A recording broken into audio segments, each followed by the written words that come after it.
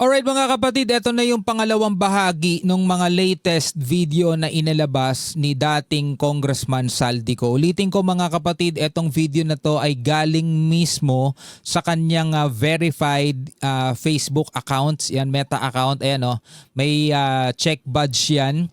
Sabi rito, accounts with a verified badge have been authenticated and can be Meta verified subscribers or notable persons or brands, mga tol.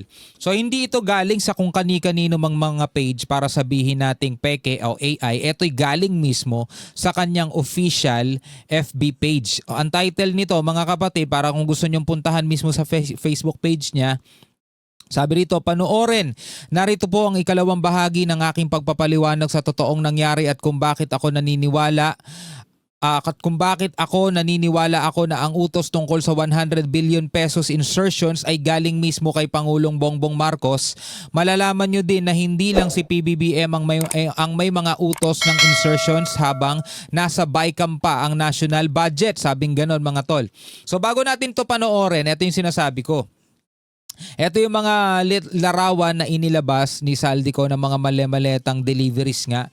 Kung makikita ninyo, kitang-kita naman yung mga background. So sana payagan ng mga media na puntahan yung bawat address na binanggit ni Saldico.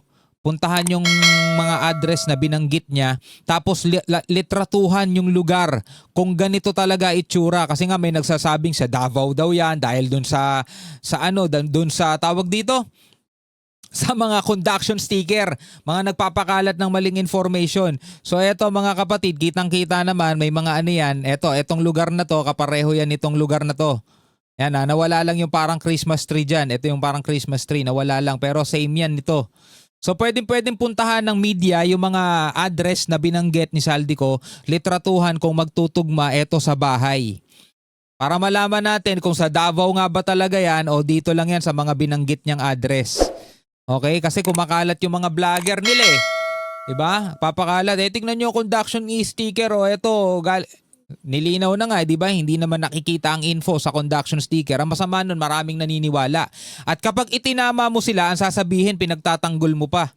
'Di ba? 'Yun ang problema. Ayaw magpatama ng mga Pilipino. Eto. Yan, sana puntahan ng mga media para makita kung talagang ang lugar na to doon sa mismong mga address na binabanggit ni Saldico. Yan, kung titignan mo tong area na to, maraming kuha na to. Iisa lang ang area na yan. Isa dyan sa mga binanggit na address ni Saldico.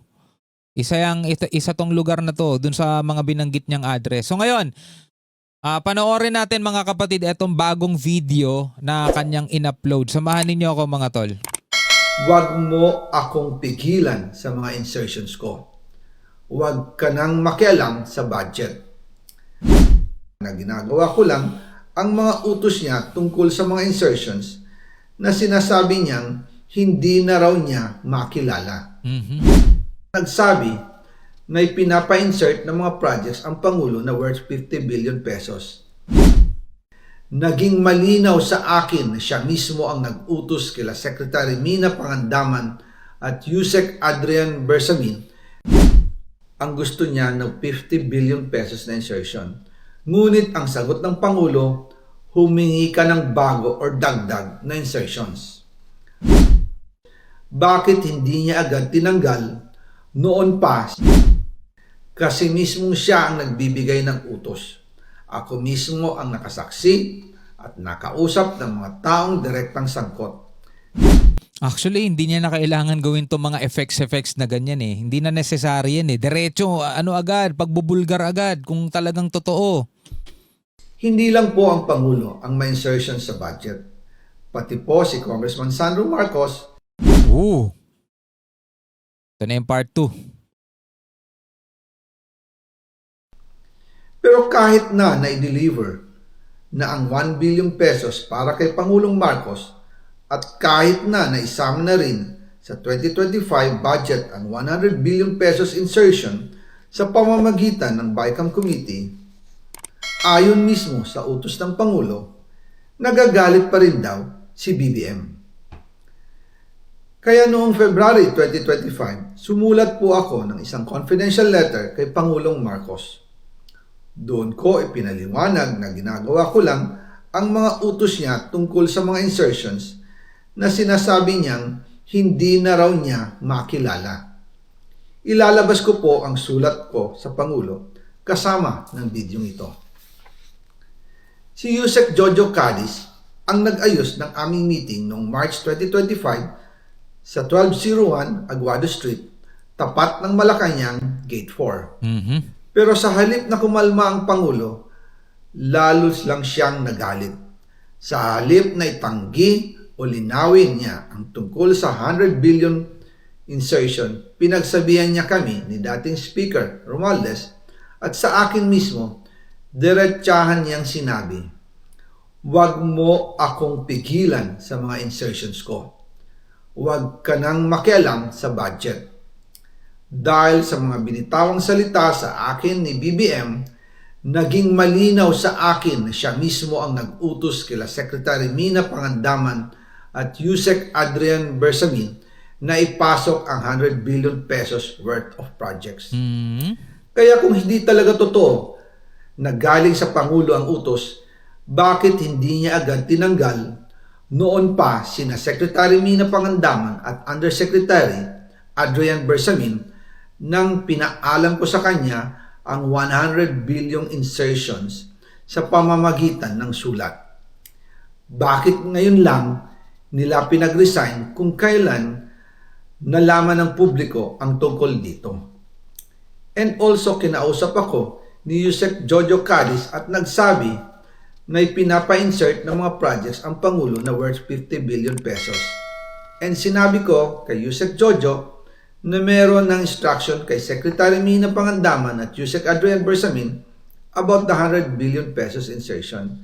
And sabi niya, kakausapin niya ang Pangulo na kung pwede, doon na lang i-charge ang gusto niya ng 50 billion pesos na insertion. Ngunit ang sagot ng Pangulo, humingi ka ng bago or dagdag na insertions. Doon po nakita at naramdaman na hindi pwedeng sabihin ng Pangulo na wala siyang alam sa mga nangyayari. Kasi mismo siya ang nagbibigay ng utos. Ako mismo ang nakasaksi at nakausap ng mga taong direktang sangkot. Kaya hindi na pwedeng maghugas kamay at magturo na parang inosente. At kung titingnan ninyo ang 2026 budget, may panibago siyang 97 billion insertions. Pero ngayon, ipinasok na mismo sa President's Budget or NEP 2026. Yan po ang kinumpirma ni Secretary Manny Bunoan na may instructions ang Pangulo na magpasok ng 100 billion ulit sa President's Budget. Kaya wala na siyang pwedeng ipamigay. Ito ay nalaman ko noong May 2025 sa meeting namin kasama si dating Speaker Romualdez sa number 30 Tamarind Street, Forbes Park. Yan, nagbanggit ulit siya ng isa pang address mga tol. Kaya tulad nga nung sinabi ko kanina, pwedeng i-verify yun ng mga media, yung mga picture. Kaya nang nadiskubre ng House of Representatives ang insertion sa flood control sa 2026 budget, ibinilik namin ang DPWH NEP 2026 dahil mali na ito at panibagong flood control projects na naman. Hindi lang po ang Pangulo ang may insertion sa budget. Pati po si Congressman Sandro Marcos, meron din pong pinapasok taon-taon. Noong 2023, may 9.636 billion pesos. Noong 2024, 20.174 billion pesos. At nitong 2025, 21.127 billion pesos. Lahat-lahat, ang kabuuan ay 50.938 billion pesos.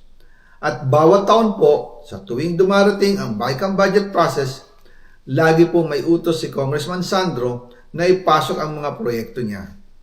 Nalaman ko na lang sa mga contractor na galit siya sa akin nung pinag-uusapan na ang 2025 GAA budget.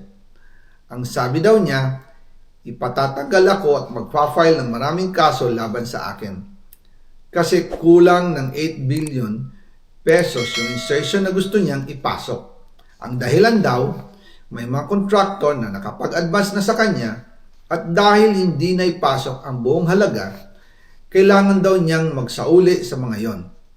Para malinaw sa taong bayan, ilalabas ko po sa video na ito ang listahan ng mga proyekto na kasama sa mga insertions ni Congressman Sandro. Alright mga kapatid, ayan na nga. Ito na naman yung panibago niyang video. Again mga tol, kayo na bahala, humusga, kayo na bahala kung maniniwala kayo o hindi. Pero ito'y kasama sa mga dapat imbestigahan. Dapat malaman ng sambayan ng Pilipino ang katotohanan kasi deserve nating lahat ng hustisya. Isa lang ang malinaw mga tol, ninakawan ng ating bansa. Ang hindi malinaw kung sino ang nagsasabi ng totoo. Anong sa tingin ninyo mga tol? Comment na lang kayo sa ibaba. Hanggang sa muli, ako nga pala si Shobaldi. Peace out.